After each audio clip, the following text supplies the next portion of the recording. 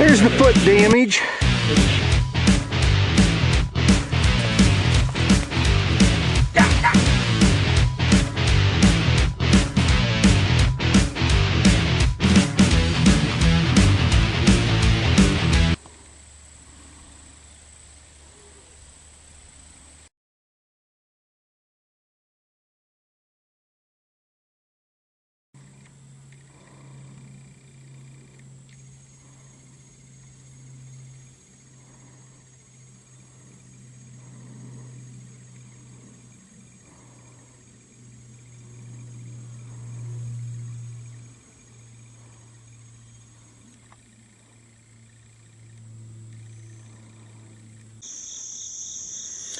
Okay, I just want to go over a little bit of the dogless coon trapping. Just some of the, I'm going to give a couple of tips here that will help anybody out. If you haven't used them a lot or you already use them, just some different things to think about.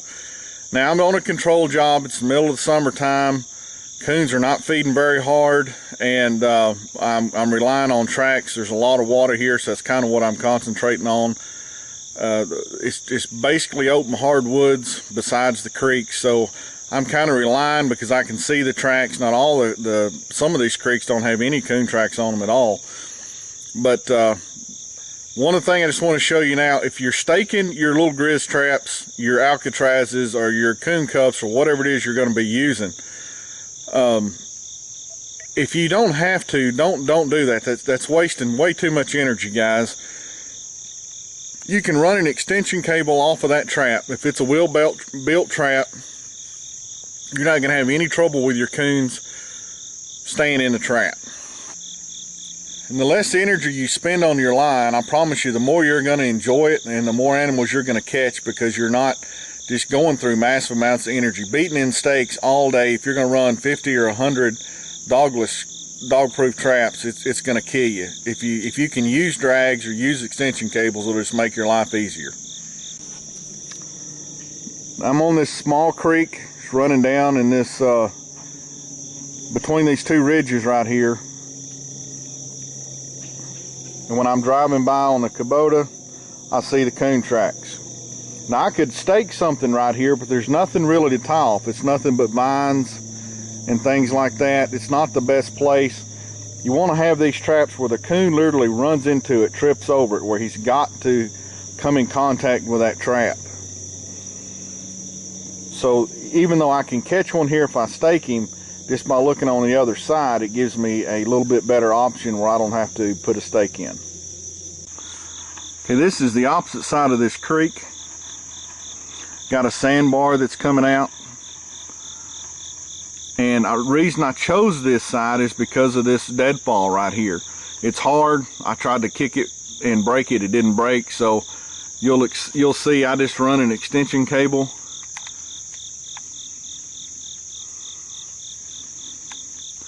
There's my clip, and I'll show you a little secret on these clips and extension cables here in a second. Save you some heartache.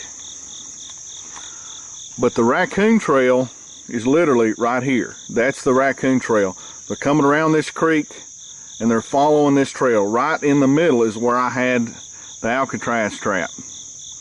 I don't want to set it off here in the water. The coons are telling me at this particular location they're not right at the water. So I'm going to right where their trail is at, right there, and I'm setting the trap where they're telling me to set the trap. The coon just hanging out.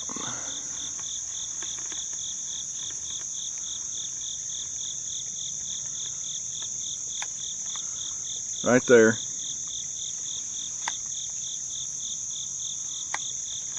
Got the Alcatraz on him. Now you'll notice that I have the clip, little speed clip. It's hooked to the anchoring port. If this was a tree and if this wasn't horizontal like it is, that's the part you put your clip on, not necessarily between the trap chain and the extension, because there's a lot of movement going around and there's no reason to take a chance on something popping that loose. If you put it on this side, you don't have to worry about it. But the energy saved on this is tremendous.